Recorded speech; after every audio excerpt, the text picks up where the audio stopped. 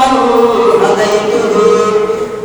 আল্লাহ তাআলা জানাইয়া দেন, বান্দা তোমরা সবাই পথভ্রষ্ট, কিন্তু আমি মালিক যারা হেদায়েত দান করি সেই একমাত্র সঠিক পথে চলতে পারে। ফাস্তাহদুনি আহদিকুম, হে বান্দা সুতরাং আমি রবের কাছে হেদায়েত চাও, আমি আল্লাহ তোমার হেদায়েত দিয়া দেব। এরপরে মালিক জানাইয়া দেন, ইয়া ইবাদি, ও আমার বান্দারা, কুল্লুকুম আর ইল্লা মান কাসালতুহু, ও বান্দারা তোমরা সবাই উলঙ্গ বস্ত্রহীন, কিন্তু আমি মালিক যারে কাপড় বস্ত্র পরিধান করাই একমাত্র সে ছাড়া।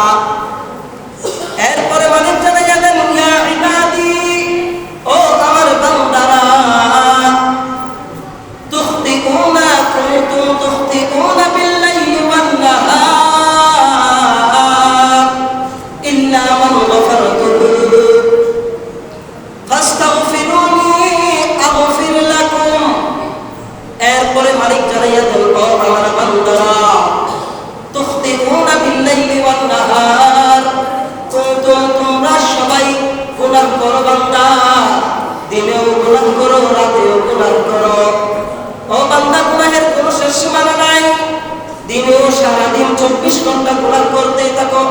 রাত্রেবেলা যখন সমস্ত কীট পতঙ্গ, জীবজন্তু, মাছ, নদী কাদা, গাছপালা, লতা শিকড় সব কিছু যখন ঘুমে যায়, তখন বান্দা তুই গুনাহের মধ্যে খাটটা নাচাইতে থাকো। ফাস্তাগফিরুনি, ও বান্দা সুতরাং আমি রবের কাছে ক্ষমা চাও, আগফির লাকুম, আমি আল্লাহ তোমারে ক্ষমা করে দেব। তাহলে গুনাহ করে কে? আমরা। মাফ করবেন কে? আল্লাহ। বস্ত্র পরিধান করতে আমরা নিজের ক্ষমতায় নিজে পারি, নিজের হেলামে নিজে পারি, নাকি আল্লাহ করাই? আল্লাহ। আমরা নিজের সাথে নিজে খাইতে পারি, নাকি আল্লাহ খাওয়াই? আল্লাহ। এরপরে মালিক জানাইয়া দেন হাদিসে কুদসির ভিতরে, ইয়া ইবাদি, হে আমার বান্দারা, লাউ আন্না আউওয়ালাকুম ওয়া আখিরাকুম ওয়া ইনসাকুম ওয়া জিন্নাকুম আলা আতকা কলবি রাজুলিন ওয়াহিদিন মিনকুম। আল্লাহ তাআলা জানাইয়া দেন, হে আমার বান্দা, লাউ আন্না আউওয়ালাকুম ওয়া আখিরাকুম ওয়া ইনসাকুম ওয়া জিন্নাকুম,